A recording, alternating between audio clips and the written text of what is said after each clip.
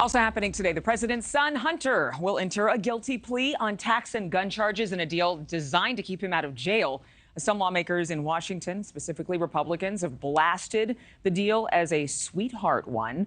Meanwhile, Hunter Biden's defense team had some 11th hour hurdles to cross. A leading House Republican urging the judge to reject the plea deal, citing recent whistleblower testimony about alleged political interference. And the defense also facing possible sanctions from the judge. Rich McHugh is joining us now with this growing legal drama. Rich, what have you learned?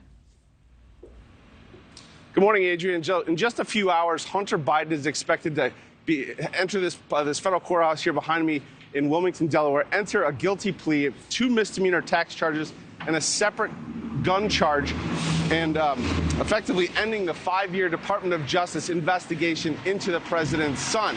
But overnight, maneuvers on both sides threatened to derail things. Congressman Jason Smith, head of the Ways and Means Committee, filed court documents urging the judge who could reject the deal to consider testimony from IRS whistleblowers.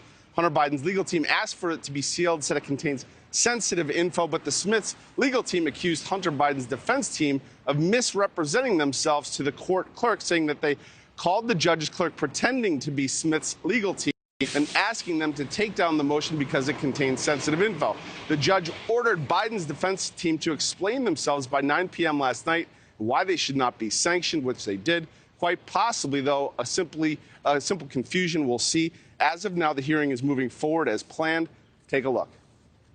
5 years after it began, the Department of Justice probe into Hunter Biden comes to a controversial close. Misdemeanor charges only for the president's son. Republicans quick to pounce, calling the plea deal a slap on the wrist. My first reaction is it continues to show the two-tier system in America. If you are the president's leading political opponent, the DOJ tries to literally put you in jail and give you prison time.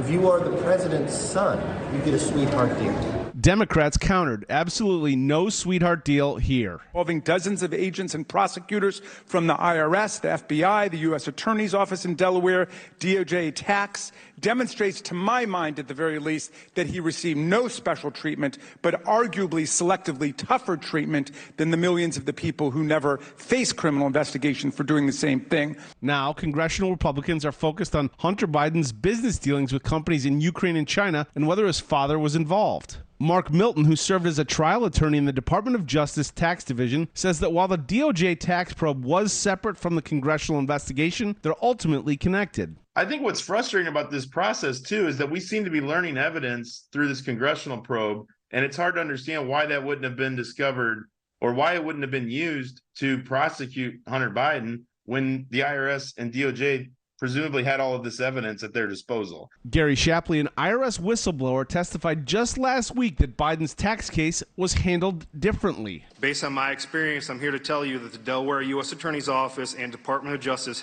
handling the Hunter Biden tax investigation was very different from any other case in my 14 years at the IRS. At every stage, decisions were made that benefited the subject of this investigation. And as for the question, why were they misdemeanor charges, not felony charges? What's telling here is the ultimate charges that were brought against Hunter Biden, which are misdemeanor tax charges. And I think that is highly unusual in a criminal tax case when the IRS and the DOJ believes there's sufficient conduct to warrant a criminal tax charge. They typically are going to bring tax charges under 7201, which is the felony statute.